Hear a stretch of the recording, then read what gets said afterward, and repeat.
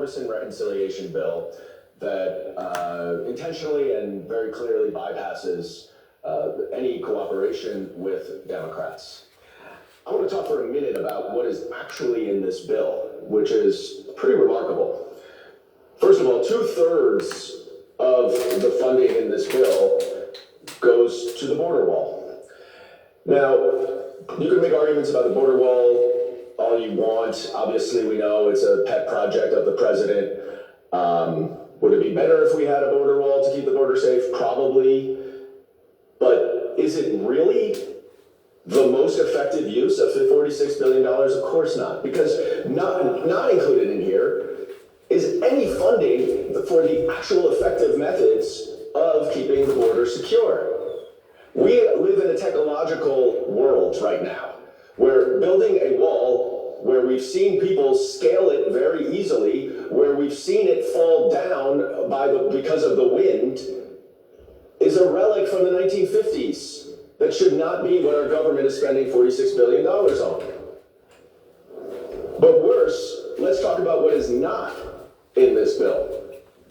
There is no money for emergency management for FEMA.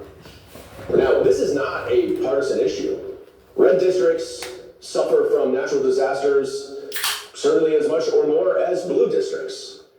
And I can assure you, to my Republican colleagues, that when your district gets a flood or a tornado or a hurricane, you are going to be coming to FEMA begging for money. And I don't want to hear a single word from any of my Republican colleagues about where is FEMA when they need emergency management support. Because you are voting for a bill that includes nothing for money that you will need, and you will need it. You are being short-sighted. But do not worry, there is money for FEMA. There is money for FEMA, $300 billion. You know what that's for? For Donald Trump to play golf. $300 million to reimburse local law enforcement for presidential protection related to activities by the president. $300 million. Donald Trump has played golf 24 out of his first 99 days. That is a quarter of the days.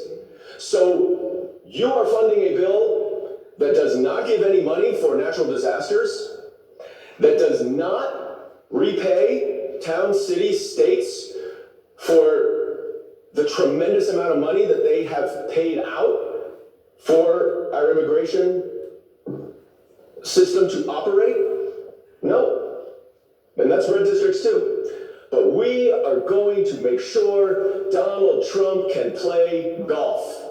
Because that's where our $300 million of FEMA money should go to. It's a disgrace. And it's a disgrace that none of my Republican colleagues will speak up against this money for golf, against the obvious and egregious due process violations.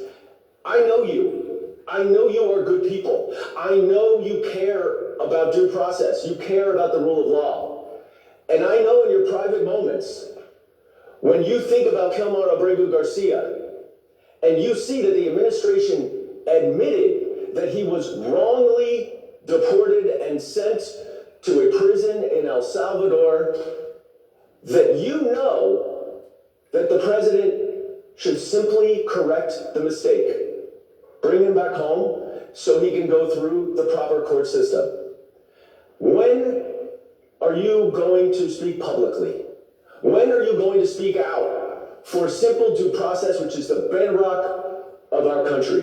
Because now it's going from Kilmar Abrego to American citizens, and who knows when it will be next. Donald Trump's not listening to me, but he will listen to you all.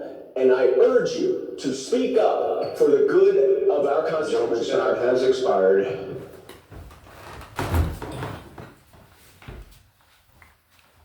$300 million for your God to play golf.